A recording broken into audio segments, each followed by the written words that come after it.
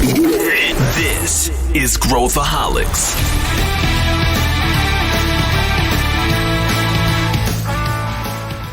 Olá pessoal, aqui é Pedro Weingärtner e esse é Growthaholics, o podcast da ACE que fala sobre inovação e empreendedorismo.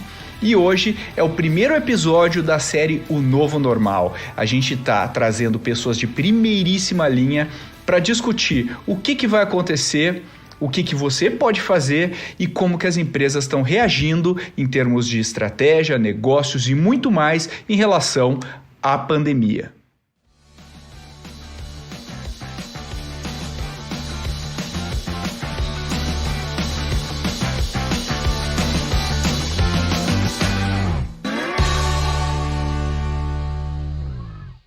Essa é uma série que a gente está chamando de O Novo Normal, e a ideia é a gente passando daquele susto inicial aí do coronavírus, a gente já está agora entrando numa realidade em que a gente tem que lidar com isso, que a gente já tem que criar estratégias aí corporativas para atuar.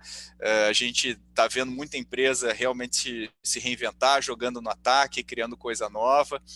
E ninguém melhor do que quem está nas trincheiras e quem está na linha de frente para debater com a gente. E hoje eu estou muito bem acompanhado aí de dois caras que eu sou super fã, né? O primeiro, Alexandre Ostrowiecki, que é o CEO da Multilaser. Na verdade, ele tem um super case aí com a Multilaser. Ele conseguiu fazer uma trajetória incrível aí de vender cartucho para hoje vender. Quantos produtos aí, Alexandre? Mais de 3.000 produtos, né? 3.500 produtos diferentes. 3.500 produtos diferentes, então é uma trajetória incrível. Ele é um empreendedor que eu gosto de falar, empreendedor raiz, né? Não é empreendedor Nutella, é o cara que levou no queixo algumas vezes, e eu acho que vale a pena pegar um pouco dessa sabedoria aí que ele criou.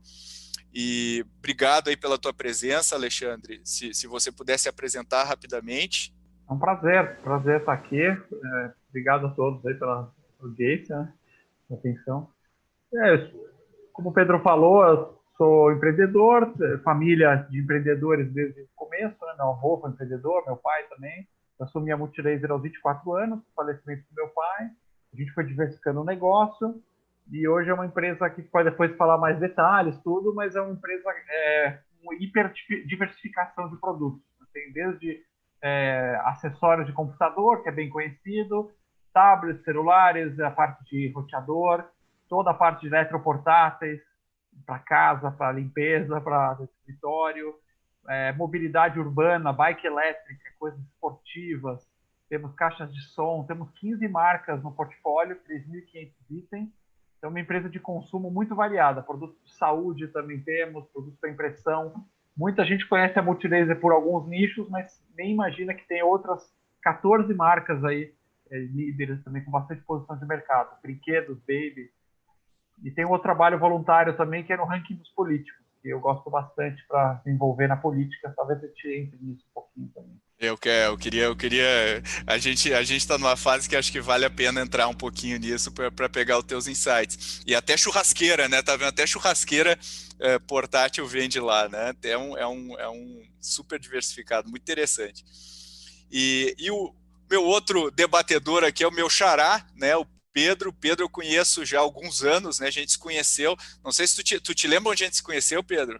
Eu me lembro de ter ido uma vez na SPM lá, te visitar, bater um papo, aqui em São Paulo já, mas eu não sei se pelo Thiago Baquim, não tinha alguma, não sei. O Thiago é um cara muito presente na minha vida, não sei quando é que começou o nosso relacionamento, mas ele já data de longo tempo.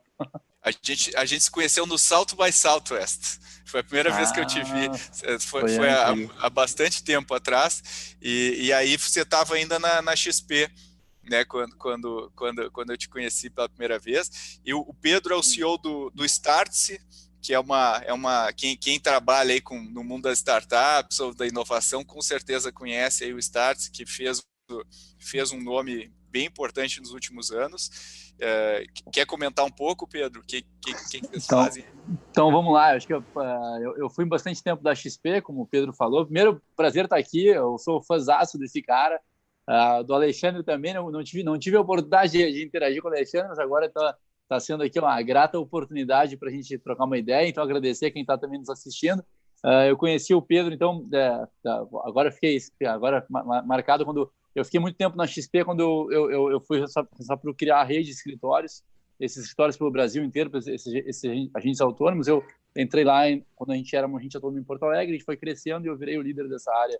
Seria como se fosse um diretor comercial, não tinha muito nome na época, nem sei se hoje tem nome já, mas por muito tempo não teve. E depois, quando eu deixei essa área, eu assumi o Infomoney, que foi um portal de mídia, era um portal muito nichado em trader. E aí a gente queria explorar mais o mundo digital, a XP queria botar mais o pé no mundo digital. Aí por isso até que eu fui para o South by Southwest, e ali eu comecei a me apaixonar por esse mundo também de startup, de inovação. Comecei a fazer alguns investimentos como anjo, comecei a mergulhar nisso. E quando eu saí da XP, eu fui passar uma temporada nos Estados Unidos, no Vale do Silício. Tinha um ex-sócio meu da XP morando lá, uma maçonagem. E ele me chamou, cara, você tem que vir aqui, esses caras estão na nossa frente, tem uma outra cabeça, uma outra mentalidade. E se a gente não aprender como esses caras fazem, a gente vai ficar para trás. E aí cheguei lá, realmente tomei um choque, tomei um baque. Acho que eu entendi que por mais bacana que tinha sido a experiência na XP, a gente precisava buscar novos conhecimentos, mas não existia nenhuma escola preparada para nos ensinar esses novos skills, novos mindset, skills, habilidades. E aí a gente começou a fazer a nossa jornada de aprendizagem meio por conta própria, entendeu que tinha uma oportunidade ali de organizar uma nova escola de educação, uma nova escola de negócios que ajudasse as pessoas a aprender como jogar esse novo jogo. A gente está num novo cenário, esse novo cenário exige um novo comportamento, a gente tem que ver qual é o comportamento, quais são as armas que funcionam. E aí a Start virou essa escola de negócio, né, essa escola para ajudar as pessoas e as empresas a fazer essa transformação e a evoluírem constantemente, que é o que esse mundo de hoje exige, né? Não existe mais o ex-aluno, né? Existe o aluno que está sempre aprendendo, porque quem parar de aprender certamente vai ficar obsoleto. E aí, enfim, nos últimos 4 anos fiz essa jornada, me tornei investidor de algumas fintechs bacanas aí, que eu tenho orgulho de ter participado, e também sou investidor anjo, sou investidor da Ace, também no pool da Ace ali, tivemos um bom exit ultimamente, então estou mergulhado nesse mundo de inovação aí, mas muito focado na Start, que é a empresa que eu atuo, que eu sou CEO e que eu dedico a maior parte do meu tempo disparado. Legal, bom. Vamos lá, eu queria começar aqui perguntando uma coisa para o Alexandre, né? Você já passou por muita crise, né, Alexandre? Tanto crise pessoal quanto crise profissional, né? Você já teve várias fases, desde da dificuldade de assumir um negócio aí super jovem, né, e ter que tocar o negócio, até brigando aí com a HP e tudo mais, na briga aí dos cartuchos, e decidir fazer um pivô, né, uma diversificação do negócio. Como é que você enxerga o que está acontecendo hoje, frente a tudo que você já viveu? Assim, você encontra alguma similaridade ou enfim, e se você puder comentar qual foi o impacto de fato no teu negócio, essa crise, o fechamento do varejo e tudo mais? Então, vamos tentar usar uma abordagem mais filosófica, Pedro, primeiro, né? O que é uma crise? Tem crise? O que define que você está numa crise? Né? Porque não tem uma plaquinha ao longo da jornada, não tem uma placa na estrada dizendo, aqui começou a crise, tá? E aí depois saiu a crise. Existe uma realidade como ela é, que ela é de uma complexidade enorme, né? A realidade é uma cesta de oportunidades e ameaças e coisas que vão acontecendo, e que o nosso cérebro humano, extremamente limitado e com viés, né, vai classificando como crise ou não crise. Mas, no fundo, são construções mentais. Tem gente agora que está tendo oportunidades enormes de reinventar o negócio, está falando, ainda bem que veio essa situação, não obviamente pelo sofrimento humano, que isso a gente todo lamenta, mas pode ser que está encontrando formas de virar de ponta cabeça o negócio. Eu sempre, ao longo da jornada, é engraçado, a gente nunca classificou os momentos históricos da Multilaser como crise versus não crise. A gente tem a nossa cultura, os valores, o jeitão de trabalhar, e a gente sempre trabalhou todos os dias da nossa vida, de certa forma, com a mindset de austeridade, né? Como se estivesse sempre em crise, é sempre uma crise, sempre de olho nas oportunidades, né? Em saving, como dizia a frase extremamente já batida, mas muito verdadeira do pessoal lá da 3G, custa como unha, né? É isso aí. essa frase, às vezes os clichês são muito, muito válidos, né? Então, assim, dado esse disclaimer, a gente está fazendo o que a gente sempre fez, talvez um pouco mais do que antes. Mas eu não tenho um trigger de mudança hoje de mindset, de como operar a empresa. Claro que agora a situação é sem precedentes. Não tem ninguém vivo no planeta Terra, hoje, a menos que você tenha, cento e tantos anos de idade, que tenha a experiência do que é uma pandemia global. A última dessa escala foi em 1918. E era outro planeta, não dá para comparar o mundo. Não tem nada a ver uma coisa com a outra. Então, ninguém sabe como reagir a isso, não dá para usar nenhum modelo de crise anterior. Geralmente a crise ela vem do ambiente econômico, né? Ela vem dos ciclos econômicos naturais e aí ela vai para a vida das pessoas. Ela vem uma crise de saúde e aí ela é agravada por uma canetada pública, né? O governo vai lá e fala, olha, nós vamos fazer um shutdown da economia, em maior ou menor escala. Quer dizer, aqui ninguém pegar uma pessoa, enfiar no freezer e falar assim, ó, fica aí 2 meses congelado e depois eu descongelo você. Não tem precedente isso na economia mundial. E eu não estou sendo contra, não estou dizendo que não deveria fazer. Talvez tenha que fazer mesmo, mas pegar a economia inteira, botar no congelador, deixar lá 1, 2, 3 meses e tirar, ninguém sabe o que vai acontecer. Então, quem estava preparado antes, claro que sai na frente agora para sobreviver a essa pandemia e essa crise. Muitas empresas não vão aguentar, vão sair pelo caminho, e os empreendedores têm que saber fazer uma leitura muito realista de quais são as perspectivas que eles têm para cada negócio, né? Essa é a hora do negócio de investir, crescer e mudar de foco, ou dar uma hibernada, dar uma reduzida, para depois voltar um pouco mais forte, né? É uma era de muita incerteza, mas algumas coisas que fez foi errando, algumas foi acertando. Eu tava vendo uma entrevista com o dono daquele restaurante, acho que é 3 estrelas Michelin, que é lá, acho que de Chicago, é o Alinea, não sei se já ouviram falar, o cara tem vários restaurantes e tal, e aí quando o cara, eu tava vendo a história do cara, quando o cara viu a crise chegando lá em janeiro e tal, porra, porque uma coisa é o cara McDonald's, né, outra coisa é o cara lá que tem a experiência do restaurante e tal. Mas o que ele fez? Ele mudou todo o cardápio dele, fez tudo delivery, criou a experiência do delivery, né, emulando um pouco o modelo que ele já estava entregando, e aí ele pegou o prato que era X, e aí o prato virou $30, né? Não é mais, o cara não gasta mais $100, virou $30, pegou vinho, fez um combo de vinho, né? Não usou o vinho da adega dele, porque é muito caro, foi lá e comprou vinho de outro distribuidor, e o cara conseguiu equiparar o faturamento que ele tinha antes com o novo modelo. Pegou todo o restaurante dele e virou uma operação de fechar pedido, né? Então botou todas as mesas para fechar pedido e saiu entregando. E essa capacidade de reação é uma coisa bem de determinados tipos de empreendedores, né? O teu canal, né, Alexandre, que era um canal, tu distribuía por vários canais, hoje ele sofreu um baque, né? Como é que você está vendo essa questão da distribuição? Quer dizer, o que você fez para reequilibrar ou para tentar, enfim, é difícil também no curto prazo, mas como é que você está montando estratégias para isso? Então, a gente tem, digamos assim, o nosso portfólio é dividido em vários tipos de produto com diferentes graus de impacto pela crise. Eu tenho desde um produto que sofre muito, que você está aqui, o ramo automotivo, né? A gente tem aqui rádio para carro, multimídia para carro, um monte de coisa, e agora tem pouquíssima adesão. Muito pouca gente agora não está nem entrando nos carros, imagina comprar rádio trocando som do carro. Então esse mercado sofreu mais. Aí eu tenho o ramo, por exemplo, de notebooks, de produtos para home office, que a gente vende, que agora está bombando, está indo muito bem. Em termos de produto, o nosso mix é equilibrado, daqui e dali, acaba caindo um pouquinho a venda, mas segura bem. Quanto ao canal, o que acontece? Obviamente o e-commerce explode de vender e a loja física está fechada, não tem nem faturamento.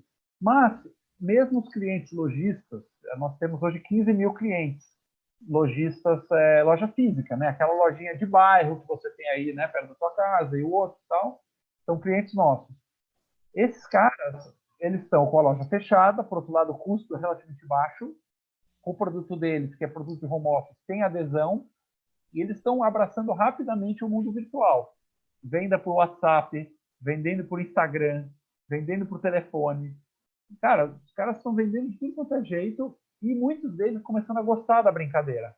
É isso aí. Eu tive ontem, por exemplo, com uma conversa com 4 clientes meus, que estavam falando assim, Alexandre, ele estava faturando, sei lá, 10x em shopping, com um custo altíssimo, custo de ocupação gigante. Agora, eu estou faturando 7x, não é 10x, mas é 7x. Só que meu custo cai muito. E eu estou repensando a coisa da loja física. Eles falando isso. Né? Vamos entrar em marketplace, vamos entrar em venda online. São caras que estão espalhados pelo Brasil, então eles têm estoque local. Né? Então eles estão pensando assim, pô, como é que eu vou competir com uma Magazine Luiza ou competir com, né, uma Casa Bahia e tal? Só que eles são clientes que estão em regiões geográficas, muitas vezes, e esses grandes não têm estoque local. Então, eu estou lá em Campina Grande, na Paraíba. O cara consegue entregar em 24 horas um produto que você não vai comprar no marketplace, nem dos grandes, nem nos próprios marketplaces de outros sellers, em 24 horas. Uhum. Então, todas as reflexões estão acontecendo. Claro que, como eu falei no começo, eu acho que a pizza encolheu. Esse cara do Michelin, por exemplo, que você citou, eu não conhecia. Muito legal a história. Provavelmente ele correu atrás e pegou um nicho, que é um nicho que é muito menor que o anterior. Né? Digamos que o mercado de Michelin 3 estrelas é uma pizza tamanho família. Agora, o mercado de gente disposta a comprar em casa um vinho e um prato bom é uma pizza assim, dinheiro. Só que o cara foi lá e pegou uma fatia grande dessa pizza. E acho que esse é o insight principal, né? As pizzas diminuíram. Então, cada um vai ter que pensar assim, eu vou conseguir pegar uma fatia dessa pizzazinha, broto, ou vou ficar de fora? É por aí, eu acho que é por aí. E aí pegando. Pedro, deixa eu só fazer uma conta. Eu acho que só pegar esse gancho do Alexandre, que eu acho que é um gancho muito bacana. A gente tende, acho que você trouxe duas coisas assim, o que é a crise, né? E esse lance da pizza. A gente tende a ficar muito, a colocar muito a culpa das nossas falhas em terceiros, tá? Por exemplo, estou vivendo uma crise, o Brasil está em recessão, o mundo. E aí, quando eu transfiro o meu problema para um problema para uma situação terceira, eu não tenho que fazer, o problema é da crise, o problema é do fulano, o problema do Beltrano. Eu acho que quem tem problemas muito relevantes nesse momento são as empresas que são muito grandes, que é isso aí. Quando a pizza diminui, pega uma Gerdau, não tem, pega uma TAM, uma Latam agora, uma Gol, o mercado encolhe, não tem muito o que o cara fazer, porque ele vai ter que encolher, ele encolhe junto com o mercado, não tem como ele compensar. Para empresas como a Startse, a gente faturou 58 milhões no ano passado. É uma empresa pequena no país do tamanho do Brasil. Né? Então, quem fatura 1, 2, 5, 10, 12, 15, 20, 30, 50, 100, tem um mercado enorme para explorar. E tem outras pizzas que estão aí espalhadas que a gente consegue pegar e eventualmente compensar. Então, quem fica refém de grandes, óbvio que fica mais difícil, óbvio que a correnteza vai contra, óbvio que... mas não é desculpa para não conseguir, porque se tem gente conseguindo agora, a gente também conseguiria. E aí eu acho que o cara que tem sucesso agora, e a gente está fazendo vários programas de retomada, não tem uns cursos de retomada, para estimar, o cara que, talvez o principal fator agora que faz o cara ter sucesso é o cara que ao invés de se contrair, se retrair, ele tenta, ele expande, ele vai tentar alguma coisa. Porque tem espaço, tem oportunidade. Um país do tamanho do Brasil, 212 milhões de pessoas, tem muita dor para ser resolvida. E quem consegue encontrar, consegue nadar de braçada, especialmente se tem esses negócios desse tamanho que tem pizzas à disposição para a gente buscar. Então, eu acho que essas perspectivas de que vamos encarar isso é duro, é ruim, é difícil, mas, cara, é o que temos, cara. Então, vamos em frente, porque se alguém está indo bem, eu também consigo. Eu acho que, enfim, queria trazer esse ponto. Pegando esse teu gancho aí, Pedro, comenta um pouquinho o Startse antes de ter que paralisar aí tudo que é evento, viagem para o Vale, para a China, né, você comentou o faturamento aí do ano passado. teve uma ruptura, e o que vocês fizeram? Comenta um pouquinho o raciocínio aí de vocês. Legal. Eu vou trazer contar uma história rápida. Eu vivi essa crise em 2008 na XP, né? Então, a crise subprime nos pegou super Imagina o seguinte, quem gosta de velejar aqui, quando o cara está velejando com o vento atrás, ele abre o balão, abre as velas para pegar aquele movimento. E a XP estava pegando aquele movimento de mercado em alta de 2003 a 2007, 2000 só subia, todo mundo queria investir em ações. Então, a gente estava preparado para capturar, tinha comprado uma corretora, e aí, de um dia para a noite, o vento virou e veio uma rajada, 180 graus, o vento veio esculhambou com o barco, porque a gente tinha um produto que era ação, que quando subia, todo mundo queria, na hora que cai 30%, ninguém mais quer, não tem um pânico daquele negócio. E aí, eu acho, trazendo até esse ponto do Alexandre, cara, quando a gente está numa situação dessas e tu tem que vencer, porque... E aí até a gente poderia entrar depois em time, alinhamento de time, a importância de ter um time alinhado, quando tu tem que vencer aquilo porque tu não tem alternativa, porque não, a alternativa é quebrar, morrer, tu destruir aquele teu sonho, aquela tua entrega dos últimos anos, tu dá um jeito de passar por aquele negócio. E a XP conseguiu se movimentar. Eu não vou entrar no detalhe aqui do que a gente fez, não vai ficar longo, mas graças àquela crise, a gente teve que ser muito mais agressivo no mercado, a gente teve que fazer um trabalho de aproximação com os clientes enormes, o que fez a gente ganhar um share enorme, porque todo o mercado 2008 se retraiu, ninguém queria conversar com seus clientes. Quando a XP botou a cara porque ela tinha que falar, todo mundo que estava desassistido veio para a XP. E aí, quando o mercado voltou em 2009, a gente virou a maior corretora do Brasil, a gente saiu da 84ª corretora do ranking, 84 no último lá, não era a penúltima, para a maior corretora do Brasil 2 anos depois. Muito pela crise, porque nos forçou. E ali a gente teve aquele trauma de ter só um produto, e a gente foi em 2010 para os Estados Unidos buscar estudar o mercado americano, e entendeu que uma corretora era um lugar que distribuía produtos financeiros e não só compra e venda de ações. E ali que nasceu, do trauma de 2008, é que nasceu a plataforma Shopping Financeiro. Então, essa questão de se conectar com o cliente, buscar oportunidades, ela se transforma. A Start, a gente tinha muito da nossa venda, sempre foi digital, mas a nossa entrega, a concentração majoritária da entrega era presencial, ou para imersões internacionais, para vários países, China, Israel, ou para grandes conferências, para as conferências que a gente faz aqui no Brasil, ou para os cursos, né, a gente chama de Higher Education, os cursos de 2, 3 dias que acontece, que todos eles partem do princípio que tu tem contatos pessoais, né? Tu tem não tem o afastamento, tu tem a junção social, e aí, obviamente, de um dia para a noite acabou. A gente veio do nosso melhor mês da história, que foi em fevereiro, o mês de carnaval, para a receita quase zero, caiu 98% da receita de um dia para o outro. Pum, pum. E aí a gente se reuniu lá, e aí tu tem que pivotar a empresa em home office ainda, para dar uma complexidade, para deixar um pouquinho mais desafiadora aqui a situação. O que a gente fez? A gente resolveu, a gente pautou a estratégia em 3 pilares. O primeiro pilar é a proteção do caixa e dos recursos que a gente tem. O segundo pilar foi se aproximar dos clientes, entender o que eles estavam precisando naquele momento. E o terceiro pilar foi ajustar toda a empresa para esse mundo digital, para as entregas digitais. E aí, pegando esse gancho do Alexandre de novo, a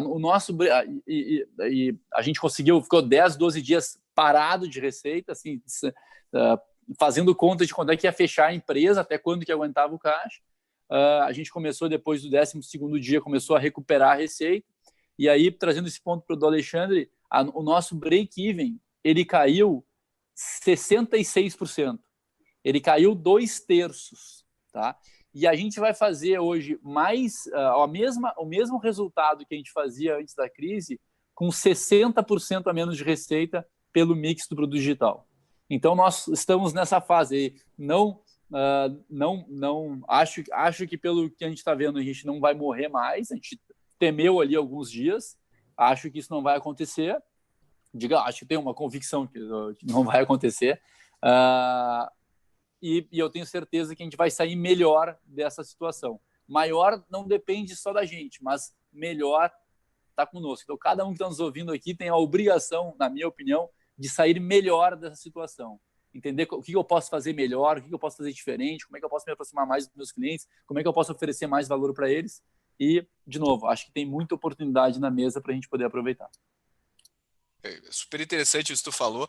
E aí, pegando o gancho do Alexandre aqui, Alexandre, me corrija se eu estiver errado, se mudou alguma coisa desde a última vez que eu li aí sobre a Multilaser, mas o teu cliente é predominantemente classe C e D, né? Não é é o cara que hoje está sendo aí bastante afetado pela crise. Eu conversei com algumas empresas de cartão de crédito e o que elas me falaram foi muito parecido com o relato que tu me deu, quer dizer, que o cara que é autônomo, o cara que é o pequeno comerciante, o cara está descobrindo novos canais, descobrindo novas formas de atuar e tal, e eles estão vendo a movimentação financeira dando uma retomada.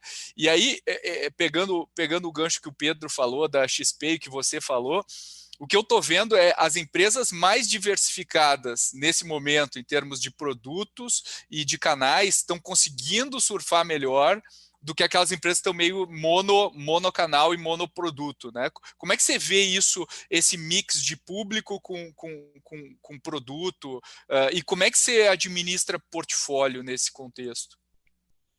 A decisão de portfólio é um trade-off, né? Negócios, de modo geral, é trade-off. Você não tem uma resposta pronta, porque você está sempre escolhendo uma coisa, abrindo mão de outra. Quando você amplia o seu portfólio, você aumenta a complexidade, a chance de errar em alguma coisa, a gestão fica mais complexa, o foco fica menor, você faz um monte de coisa ao mesmo tempo. Por outro lado, você tem diluição de custo, né? Seu custo fixo vai atender a diluição para vários níveis, vários negócios diferentes. Então, uma coisa é eu ter contador, aluguel, escritório, luz, não sei o quê, todo esse negócio para vender um produto ou uma linha. Outra coisa é eu vender 30 linhas de produto diferentes. Tem um ganho. Outro ganho, obviamente, a diversificação é aumento de segurança, porque o mercado vai mudando com ou sem coronavírus, né? Antes ou depois, as pessoas começam a querer mais de uma coisa, menos da outra. Se você tem uma cesta de produtos, né? Novamente o ditado, né? Não colocar todos os ovos na mesma cesta. Você vai, o produto automotivo agora está ruim, mas o notebook está bom. Aí amanhã o notebook fica ruim, mas pelo menos o celular está bom. E o celular, depois tem a caixa de som e assim vai.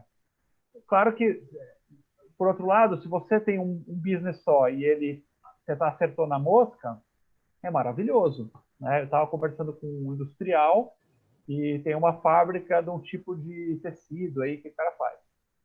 E veio o coronavírus, e aí o cara falou assim, cara, eu simplesmente fabrico a matéria-prima que faz a máscara 3 camadas.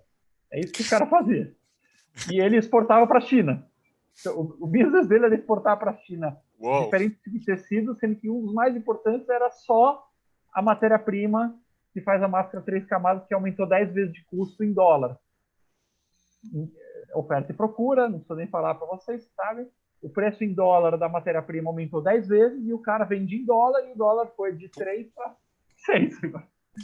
Então, você não gostaria de estar... Você está tão diversificado assim, você está nesse business? Tempestade perfeita. Tempestade perfeita. Então, você fala assim, como você está achando a crise? E o cara vai te olhar como se fosse um ET. O que você está falando, cara? Você está louco? Eu nunca gastei esse dinheiro na minha vida. Enfim, fora esses casos, ou muitos outros também, de concentração, a gente na Multilaser teve uma estratégia, até por uma questão de Brasil, né? O caos que esse país, as mudanças constantes de regulamentação, padrão de consumo, renda, economia sobe, cai, crise, volta, cresce.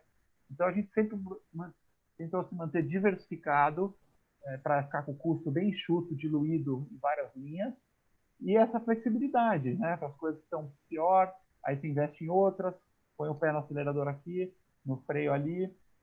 Então, para nós, sempre foi muito bom. E o importante aí é práticas de gestão, que você consiga tratar cada negócio como se fosse uma business unit, né? A gente tem pessoas, equipes dedicadas em cada tipo de negócio. A galera que cuida de smartphone é diferente da galera que cuida de carrinho de bebê. Nós temos, por exemplo, carrinho de bebê na nossa linha. E tu teve alguma ruptura da tua cadeia de suprimento? Tu importa coisas? Como é que foi a questão do supply? A gente importa da China 80% das peças que a gente precisa para fabricar e tal. Então, é muito forte a importação. Portanto, nós, ao contrário da maioria do Brasil, né, tivemos duas fases de Covid-19. A gente teve a fase China, e depois a gente teve a fase mundo. Então a gente pegou bem lá janeiro, né? Meados de janeiro já estava com o Covid explodindo na província de Wuhan, as fábricas começaram a fechar todas, veio o feriado o Ano Novo Chinês, então a gente ficou 1 mês e meio sem nenhum embarque da China praticamente. Janeiro e fevereiro praticamente inteiros, quase sem embarques da China, uma disrupção na cadeia de supply.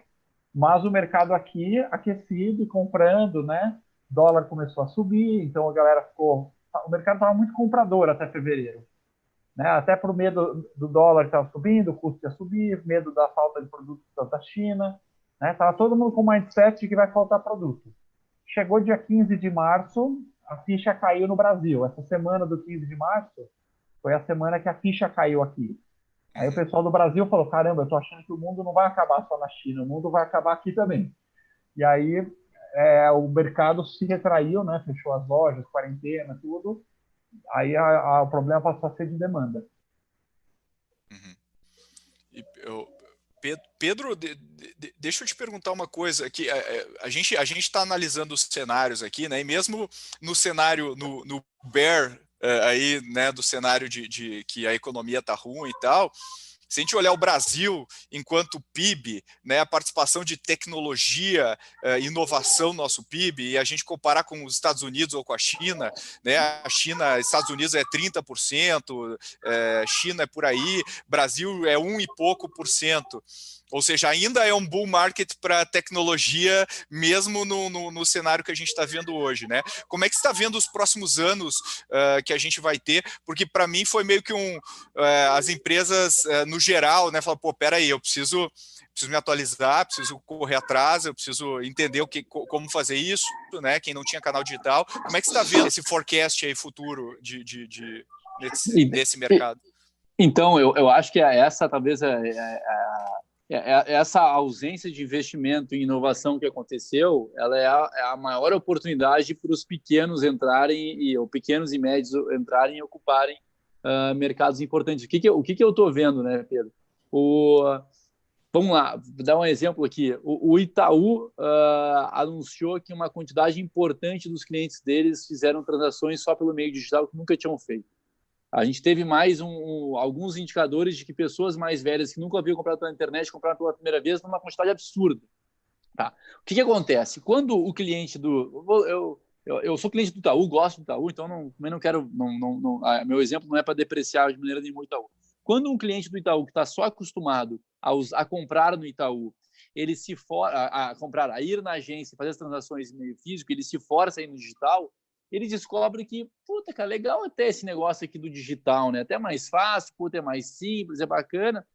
Mas ele eventualmente vai numa solução X, de um banco X ou de uma empresa Y, e fala assim, cara, mas essa solução aqui não tá tão legal. Eu tive experiências ouvindo Spotify mais legais, ouvindo YouTube, pedindo um táxi. Parece que tem um tal de um C6 Bank, ou de um Banco Inter, ou de um Banco Neon, que tem uma experiência fantástica.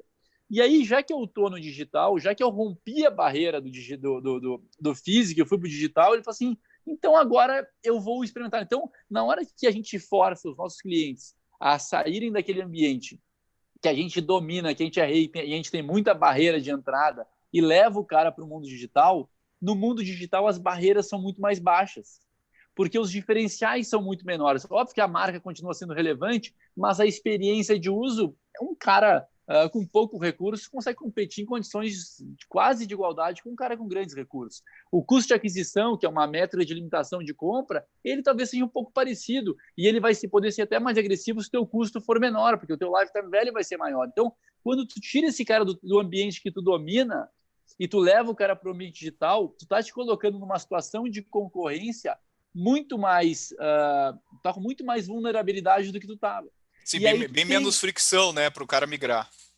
Menos fricção, só que naquele campo do digital, o Júnior, que é o nosso fundador da Stars, ele tem uma frase, se eu vou competir com um grande, eu não vou competir com o Barcelona no Camp Nou, eu vou trazer ele na Toca do Urubu, lá, que eu acho que é o nome do campo, porque lá na Toca do Urubu eu sei jogar.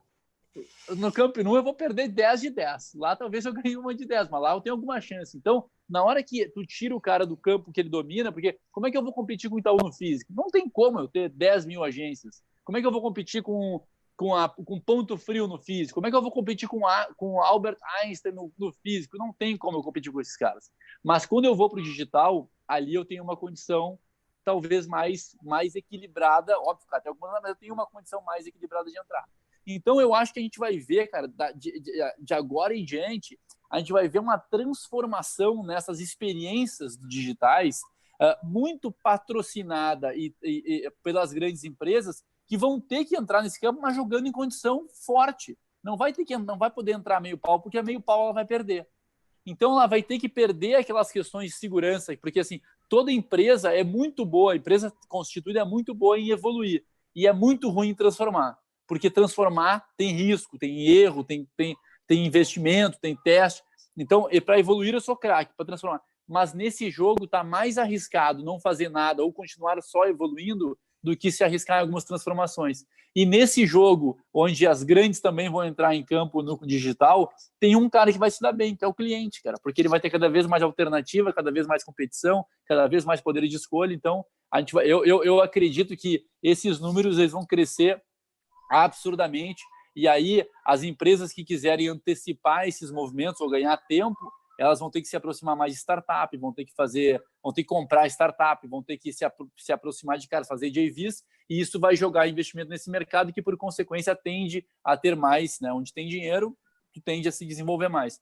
Então, eu sou super otimista com esse futuro. Eu acho que, no final das contas, a gente vai ter as questões graves da crise pela questão da saúde, mas no tempo, e especialmente se ela durar pouco, a gente vai conseguir sair melhor do que a gente entrou desse negócio. O que tu acha, Alexandre? Quer comentar isso aí, cara? Eu vi tu balançando a cabeça aí. Não, faz sentido, eu concordo. Sou otimista também. Eu acho que a médio prazo as coisas vêm para o crescimento, vêm para o aprendizado. Sobre a questão da transformação digital, o Pedro falou tudo. Novos canais, novas formas. O consumidor vai gostar de brincar, né? Vai gostar da brincadeira. No meu ramo, por exemplo, de informática, a gente tinha aí 25%, 30% de digital, de comércio eletrônico. Agora isso vai dar um salto, assim como na China. Não tem os números atualizados, mas no mínimo dobrar, porque o varejo está fechado. E não acho que após a volta abriu as lojas, tal, a galera vai toda voltar para o físico. Muita gente gostou da brincadeira.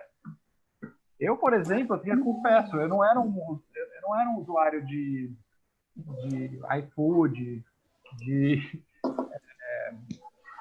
Rappi, por exemplo, esse negócio. Eu ia aqui no shopping, comprava as coisas, voltava. Era um prazer e um hábito. Hábitos são coisas muito, muito arraigadas na gente, né? Já dizia até Aristóteles, que a gente é a soma dos nossos hábitos. É isso aí. Então, agora, se todo mundo for 60 dias com novos hábitos, vai incrustar na pessoa. E sobre o fim da crise vai virar um aprendizado. Vamos sair mais sábios desse negócio do coronavírus do que estamos. Tipo, tem muita coisa legal, né, Pedro, que surgiu. Tipo, por exemplo, eu estava falando com o CEO da CCP, lá da Cirela Commercial Properties, que administram vários shopping centers. Eles disseram um pouco isso com o Alexandre, que é a questão do last mile. Então, os shoppings estão bem colocados, eles conseguem entregar equipamentos, itens para as pessoas em 30 minutos, talvez diferente do mais. Será que eu não tenho que olhar para esses ativos? E não tem mais, talvez, eu acho que na China a gente aprendeu que não tem mais eu sou presencial ou eu sou digital. Cara, eu sou né? Eu sou digital e presencial e eu te entrego da forma que tu quiser. Eu acho que quanto mais a gente puder olhar para o cliente e entender a partir do que o cliente quer, como é que eu encanto o cara, mais oportunidade eu vou ter. E quanto mais agilidade a gente puder ter na nossa gestão para fazer esses experimentos rápidos, mais futuro a gente vai ter. Então, eu reforço minha visão positiva aqui sempre. Legal. Deixa eu vou entrar agora num terreno mais polêmico. Agora, eu não sei se tu sabe, Pedro, mas o Alexandre, ele criou uma iniciativa que se chama Ranking dos Políticos. Como é que hoje, né, o pessoal está todo mundo destilando as suas frustrações e qualquer coisa aí no ambiente político. A gente está vivendo assim, abre as mídias sociais, virou quase jogo de futebol aí, as brigas que a gente está vendo hoje. Além de tudo, de todas as maluquices aí que a gente está vivendo na política. Qual que é a tua avaliação? Primeiro, por que você criou, né? Eu já vi entrevistas aí no passado suas, Alexandre, mas comenta por que você criou a iniciativa e qual que é a tua leitura do cenário atual aí? Como é que você está vendo? Bom, Pedro, o Ranking dos Políticos é uma entidade sem fins lucrativos que eu criei com meu sócio, Renato Feder, em 2013, e ela vem a partir de uma observação de que hoje o Brasil tem uma carga tributária gigantesca, né? Todo mundo sabe disso, extremamente alta, extremamente complexa, e ela alimenta um Estado que gera distorções gravíssimas em cima das criadoras de riqueza desse país.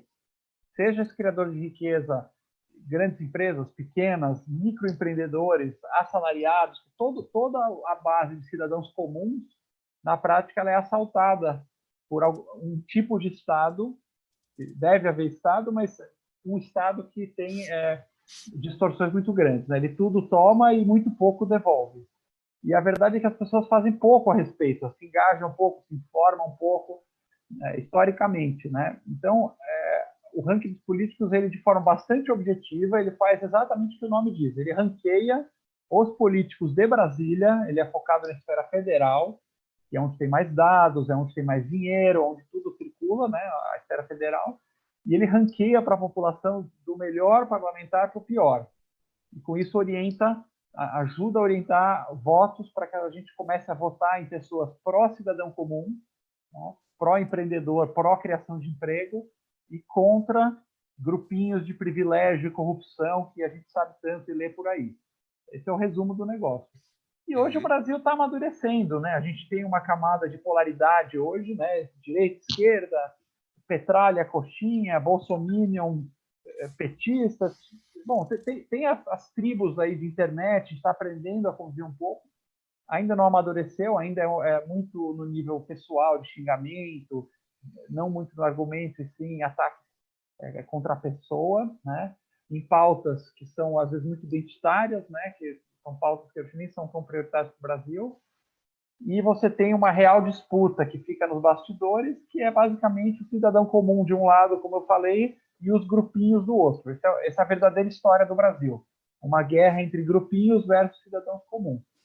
E se o cidadão comum não se conscientizar, divulgar essas iniciativas, se unir, a gente vai estar sempre à mercê dos grupinhos, né? Só para dar um exemplo concreto, para finalizar, ontem mesmo, o que aconteceu? Foi para o Congresso a lei que vai fazer o salvamento dos estados, né? Então, o governo vai dar 130 bilhões de reais do nosso dinheiro dos pagadores de impostos, das empresas, dos assalariados, de todo mundo, 130 bilhões para salvar os estados falidos, os estados que geriram mal o recurso. Até aí, ok, não tem muito o que fazer, né? Senão o estado vai parar. Só que o Ministério da Economia pediu uma contrapartida só para os estados, só uma coisa. Falou assim, estados, olha, eu não vou cortar salário, que eu acho que isso politicamente não dá, não vou mandar embora um monte de fundos, um monte de funcionário público que está sobrando aí, eu só quero segurar os salários por 1 ano e meio, só.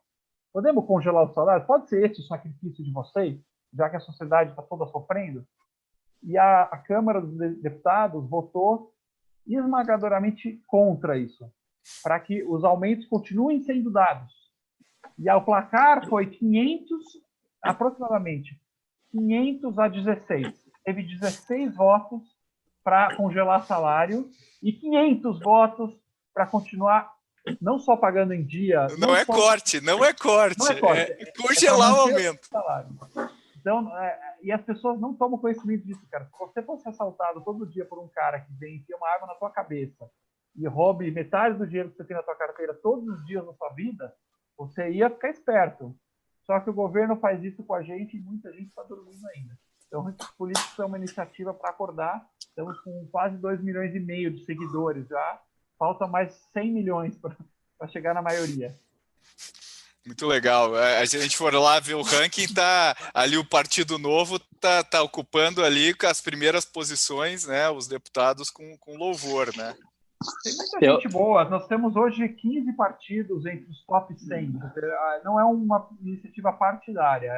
qualquer político bom, de vários partidos, inclusive de esquerda também, tem gente do DEM, PSL, Novo, PSD, um monte de partido, PSB também, o partido de esquerda, PSB, é isso aí. o Rigoni está no top 30, tem de tudo, a PP, eles estão entre os melhores e os piores também. Muito legal, cara. Parabéns. Inclusive, só para pegar um comentário aqui, o Vlado está falando para o Alexandre, se o ranking dos políticos fosse uma startup, seria quase um unicórnio pelo enorme benefício que trouxe para a sociedade. É fantástico. Legal.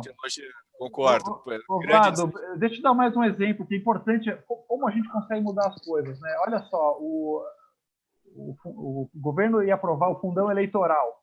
São 3,8 bilhões de reais, ou 3,6, se não me engano. 3,6, 3,8. Iam pegar do nosso dinheiro 3,6 bilhões e dá para pagar a campanha dos partidos. E aí entrou o ranking e outras iniciativas, caiu matando na internet, batendo, xingando, batendo. Não conseguimos vetar, infelizmente, mas conseguimos reduzir para 2 bi. Ainda é um estupro, né? Você vai ter que pagar a campanha dos políticos, não só vai ter que pagar, né, saúde, educação, segurança, mas você vai ter que pagar, que é o certo, você vai ter que pagar a campanha dos políticos, mas salvou 1 bilhão e 600.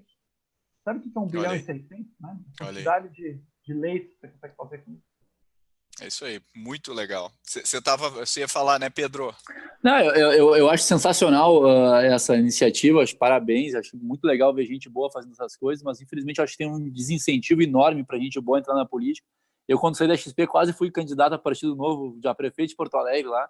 Mas, cara, o nível de exposição que tu recebe, o ataque, o jogo sujo, tu se compromete e tem que ser com todos os teus bens e tu tem que operar uma máquina que, para os caras se sacanearem, é uma facilidade enorme. Então, a gente tem um problema grande. Eu acho que o maior problema hoje é que nessa polarização que a gente vive aí, a gente esquece de se defender, porque eu tenho até uns grupos que mais de liberais, nem eles se acertam, eles começam a falar, já começam a brigar um com o outro, então não tem menor...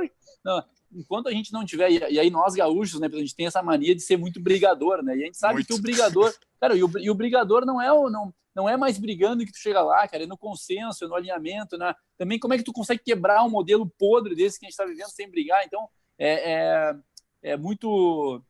Eu acho, quando eu vejo gente boa meditando a mão, eu fico muito feliz que realmente é difícil a gente desatar esse nó que a gente está vivendo. E para piorar, hoje a gente tem uma imprensa que deveria ser informativa, que é uma imprensa opinativa, e seja por um lado ou seja por outro, e tu não sabe mais da verdade, tu não tem mais a informação pura. A informação, como pega num ranking desse, está lá os dados, não é a opinião, estão lá os dados. E aí com os dados tu toma uma decisão do que é e que não é, né? Mas enquanto cada um quiser defender a sua ideologia aqui, cara, a gente vai estar em maus lençóis e eu espero que esse mundo convirja tanto, e talvez a economia, posso dar um exemplo, não é mais o offline e o online, as coisas juntas, não é mais a esquerda e a direita, as coisas, como é que a gente consegue encontrar esses meios do caminho para que juntos a gente consiga combater a esses caras que estão lá para nos sugar, para nos surrupiar, para impedir o nosso crescimento, para impedir que a gente tenha uma condição de vida mais digna e que as pessoas consigam prosperar num ambiente mais justo. Então, parabéns ao Alexandre aí, tomara que ele encontre bons caminhos e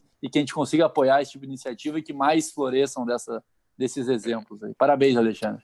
Eu sempre admirei esse projeto do Alexandre. Eu acho que o fato dele ser totalmente orientado a dados, transparência, né, pragmatismo, quer dizer, ele não está se inclinando ideologicamente, ele está simplesmente atestando aí a performance dos nossos representantes públicos. É muito legal, a gente precisa mais desse tipo de transparência, porque chega na eleição, muita gente não tem a menor ideia de quem são os deputados que vão votar, e no final do dia a gente sabe que quem faz a roda girar são esses caras, né? São essas pessoas.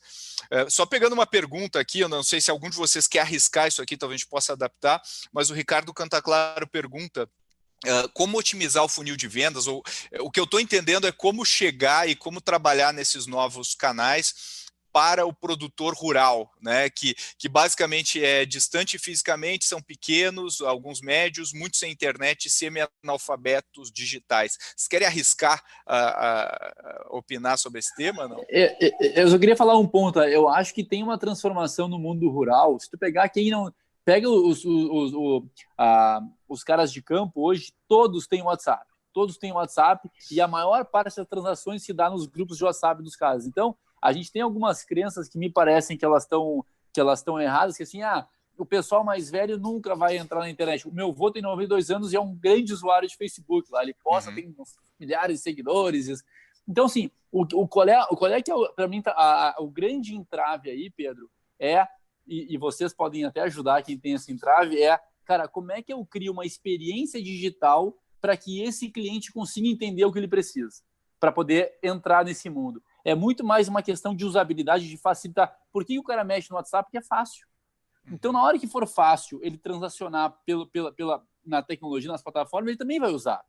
Porque aquilo vai ser mais fácil do que o modelo alternativo dele. E o meio rural, ele é muito sofisticado da porteira para dentro. E ele é muito pouco sofisticado da porteira para fora. Então, cara, assim, os caras, se conseguem fazer aqui, eles também conseguem fazer aqui. E aí a tecnologia que elimina intermediários tem um potencial fantástico de destravar muito valor para quem produz. Mas a gente precisa olhar para isso com um pouco mais de atenção. E eu acho que o Brasil, pelo tamanho que tem nesse ponto, está evoluindo. Tem a SP Ventures aqui do Chico, o teu amigo também aí, conhece, cara. São caras que fazem um trabalho fantástico nisso, tem muita coisa boa surgindo no campo. Eu acho que a gente vai se orgulhar de muita inovação que vai surgir aqui no Brasil em relação a isso.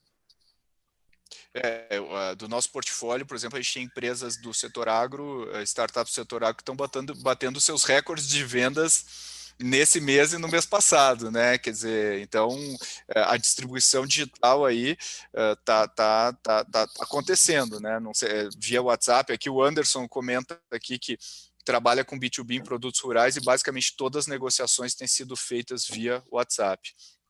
Aí tem uma outra pergunta aqui sobre real estate, aí agora falando de galpões e coisas e propriedades comerciais. Como é que você acha, Alexandre, que isso está sendo impactado? Você está vendo alguma coisa? Qual a tendência que você está vendo aí, você que acaba sendo um usuário forte aí desse tipo de imóvel? Olha, Pedro, sinceramente não é muito a minha praia. O que eu sou, os imóveis que a gente aluga, a gente está pedindo desconto. É isso. E alguns baixou bem. Eu consegui em média de 30% a 40% de desconto nos imóveis. Pelo menos durante agora a crise. E a gente tem uma loja também de shopping, que é uma loja conceito, de showroom da Multilaser, que por enquanto a gente não está pagando esses meses. Depois vai ser a briga, aí você vai querer cobrar. Se vai ser parcelamento ou perdoamento. Mas oferta e procura. Agora parece que... E eu estou, sinceramente, assim, eu tenho 3 andares de escritório, né? E a gente está seriamente considerando entregar um andar. Isso também é a mesma coisa, tá? Eu tenho 600 pessoas em São Paulo, no escritório. Agora está todo mundo de home, está tudo andando. E a gente começa a pensar, por que eu preciso gastar 100 pau por mês num andar aí? Está todo mundo pensando nisso. Todo mundo pensa nisso. Acho que a tendência é desabar o preço de aluguel comercial. Eu vi um post do Florian da Loft ontem ou anteontem comentando que ainda não tivemos esse impacto aí na redução dos preços dos imóveis, mas isso vai ser inevitável e nos próximos meses vão surgir várias oportunidades nesse setor, né? Ainda mais com o juro caindo, né? Com o juro a 3%, mais uma força que vai vir para cima do aluguel. Certamente. Mas pode vir para cima, mas aí eu acho que tem a contrapartida de o juro mais barato, financiar imóvel vai ficar mais barato, então teoricamente você vai poder comprar, então talvez esse negócio se equilibre se for para utilizar. E eu queria fazer uma provocação da contrapartida, talvez o mas aí vai só, aí se eu comprar, aí fica mais barato comprar, mais interessante comprar, o aluguel possivelmente vai cair. Mas talvez a oferta também reduza enfim, e só que em contrapartida eu queria trazer para vocês 2 coisas. Parece que o residencial em contrapartida tem um potencial de evoluir, porque o cara que comprou aquele apartamentinho de 19 metros quadrados agora e está 2 meses lá dentro, ele quer se matar, entendeu? Ele vai tomar dívida aqui fora para comprar a casa no campo, com gramado. Teve um condomínio bacana de São Paulo agora que lançou 25 lotes, vendeu, abriu, vendeu.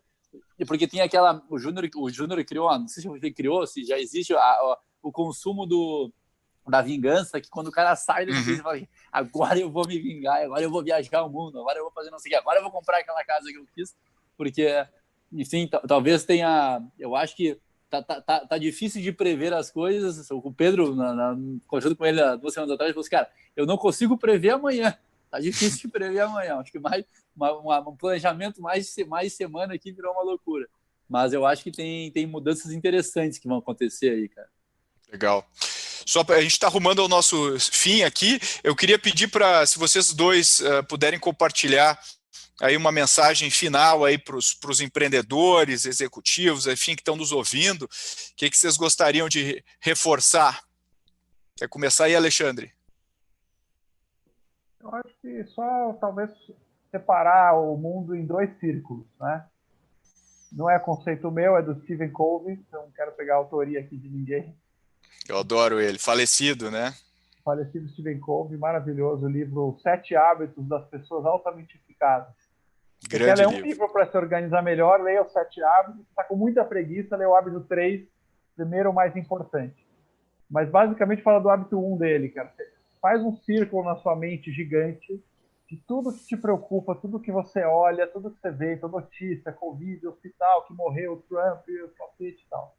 Esse é o círculo.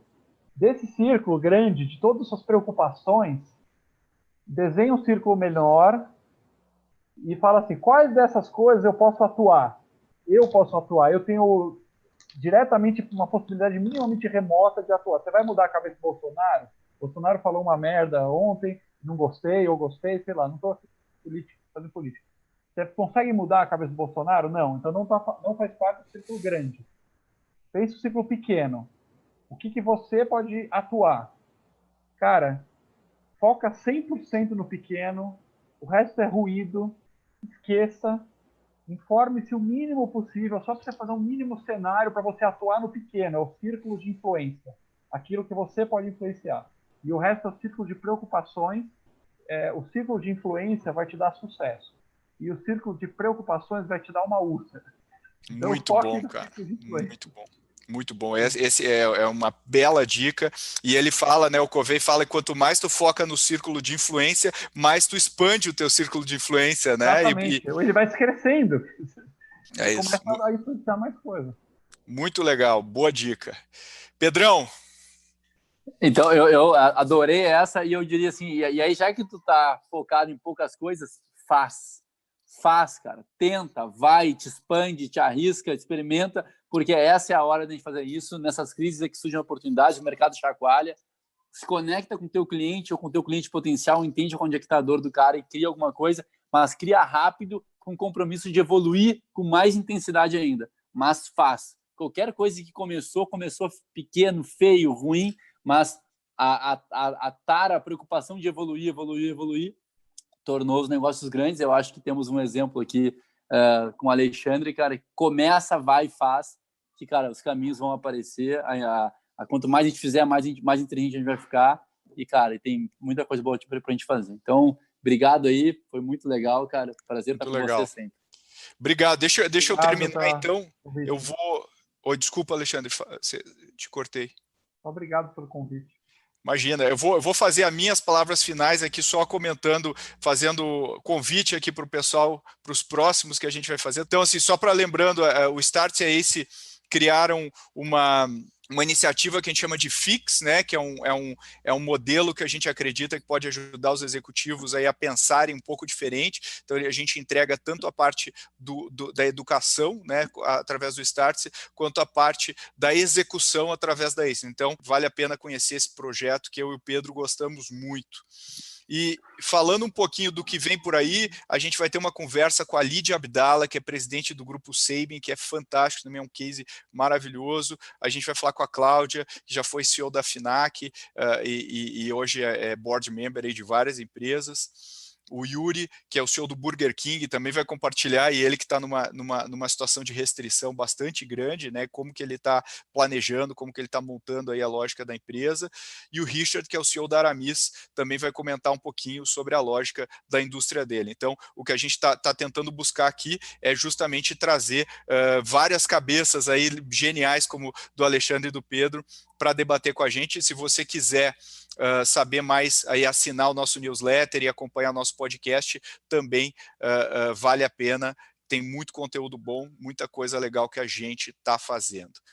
Então, deixo aqui o meu agradecimento pro Alexandre, aí, que agora é meu novo amigo aí agora virtual, espero em breve conhecer pessoalmente, aí a gente bater um papo com mais calma. E obrigado aí, Pedro, pela tua participação, obrigado pelo compartilhamento e nos vemos por aí. Desejo muito sucesso, muita sorte, muita saúde aí para vocês. Obrigado, gente. Valeu, tchau, tchau. Valeu, Alexandre. Valeu. Valeu, Pedro. Tchau, tchau. Tchau, tchau.